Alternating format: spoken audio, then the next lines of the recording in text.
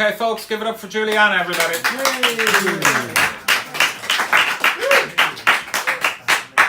Good evening. This is a vignette that I wrote quite a while ago. I used to go every year to Greece, and I found myself with my then husband on a beautiful island called Pythagoria, where in fact Pythagoras came from. And this is entitled Hercules. Martin and I were in Pythagoria on the island of Samos. Our arrival was an accident as we were in the peak of the tourist season, fleeing the island of Kos, filled with blonde Swedes. We had hopped on the first boat we could find, a cargo boat I think. Anyhow, we landed at the harbour where Pythagoras had come from, hence the name of the then undiscovered by tourists town. My magical husband Ranicar-Breese always made himself known in every town or village by going into the local bar for an ouzo and performing simple magic tricks for the locals. Word would spread and Martin would be plied with ouzo for the entire holiday, while I would learn the basics in Greek like look, Queen of Hearts or King of Diamonds. Martin would be called the Fakiris on the first evening and everyone would know he was in town.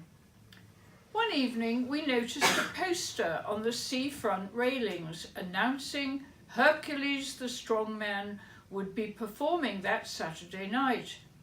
Being in the magic business, we were unimpressed by such characters and performances. We'd seen it all before and imagined a very local amateur.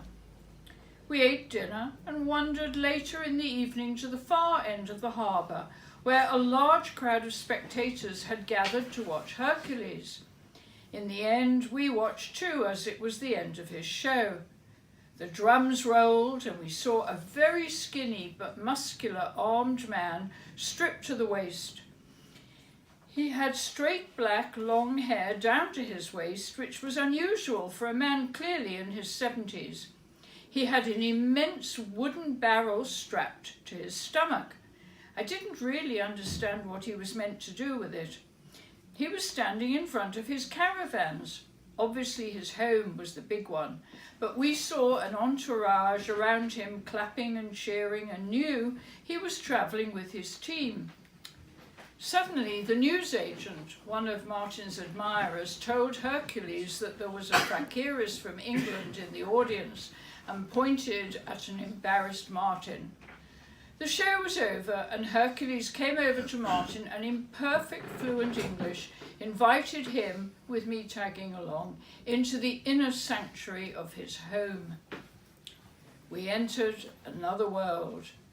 It was compact, cosy and in good taste, with pictures and trophies on shelves and cabinets. Hercules was from Athens and was obviously an educated man. Right away he tore in half Martin's new pack of cards. Next, an entire local Samos telephone directory. We were mesmerised and impressed. But the icing on the cake was a photograph album with Hercules standing in all his glory next to King Hussein of Jordan at a reception, shaking hands. Seeing is believing. We saw and we believed. After Martin had performed a few basic tricks and impressed his host, Hercules then invited us for dinner with his friends. It was rude to refuse, even though we'd already had dinner. We agreed to have dessert and tea as it was late, well, perhaps 11 o'clock, late for the English to dine, but when in Rome, Greece. It was at the table that Hercules asked Martin to join his troupe. Echoes of Anthony Quinn and Giulietta Massina in La Strada came to mind. I immediately wanted to say yes and be on the road, but Martin had a magic multimedia business to run and had to reject his sincere, spontaneous offer.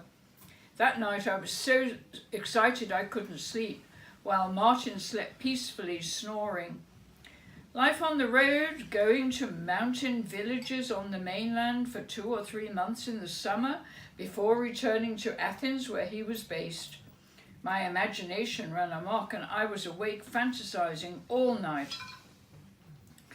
I can still see his navy and white photographic postcard with his name written in Greek and personal number.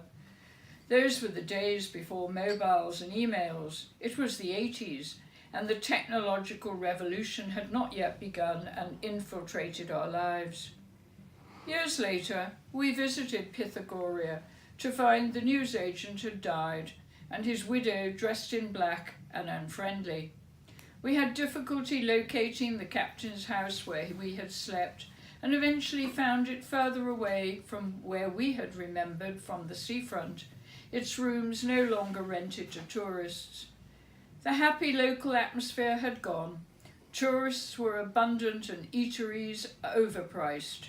We stayed a few hours and fled, never to return. No doubt Hercules has departed this life and gone to Barrowlandia. Never go back. Always go on to a new adventure, a new destination. I will never meet another Hercules again, but he has, 25 years later, never been forgotten. And I wrote that in 2015. So it's a while ago.